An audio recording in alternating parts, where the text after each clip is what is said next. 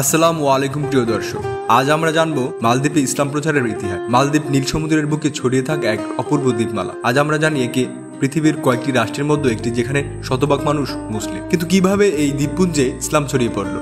ইতিহাস বলছে দ্বাদশ শতাব্দীর আগে মালদ্বীপ ছিল বৌদ্ধ ধর্মাবলম্বীদের দেশ। তখন এখানে রাজা ছিলেন দিমি বা শ্রী ত্রিভুবন আদিত্য। মালদ্বীপবাসীরা দেবদেবীর পূজা ও নানা কুসংস্কারের বিশ্বাসী ছিল। এমন সময় ইসলামের আলো এসে পৌঁছায় এই দ্বীপে। কথিত আছে 1153 খ্রিস্টাব্দে এক আলেম সমুদ্রপথে মালদ্বীপে পৌঁছান। তার নাম আবু আল বারাকাত ইউসুফ আল বারবারি। কেউ কেউ বলেন তিনি মরক্কোর বাসিন্দা ছিলেন, আবার কেউ কেউ বলেন উত্তর আফ্রিকার অন্য কোনো অঞ্চলে। তবে সর্বোপরি তিনি ছিলেন একজন আলেম, কোরআনের হাফেজ এবং প্রজ্ঞাবান দায়ী। মালদ্বীপের ইতিহাসে একটি কিংবদন্তি প্রচলিত ছিল। বলা হয় দ্বীপবাসীরা বিশ্বাস করত সমুদ্রের নিচে এক ভয়ঙ্কর দানব আছে, যাকে তুষ্ট করার জন্য মাঝে মাঝে কুমারী মেয়ে উৎসর্গ করা হতো। রাজা নিজেও এই কুসংস্কারে আবদ্ধ ছিলেন। আবু আল বারাকাত রাজাকে চ্যালেঞ্জ করলেন।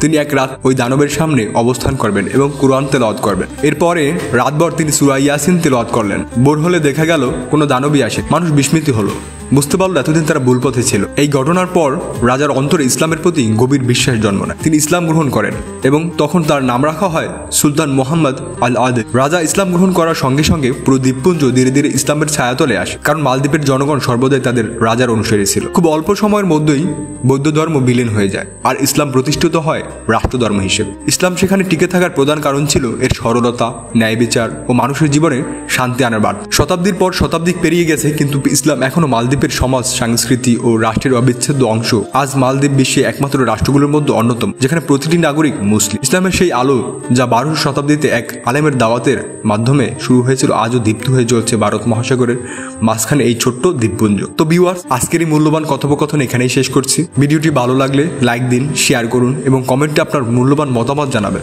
আর এমন সব ইসলামিক ভিডিও পেতে আমাদের চ্যানেলটি সাবস্ক্রাইব করে বিষয়বার্তার সাথেই থাকুন। আল্লাহ হাফেজ।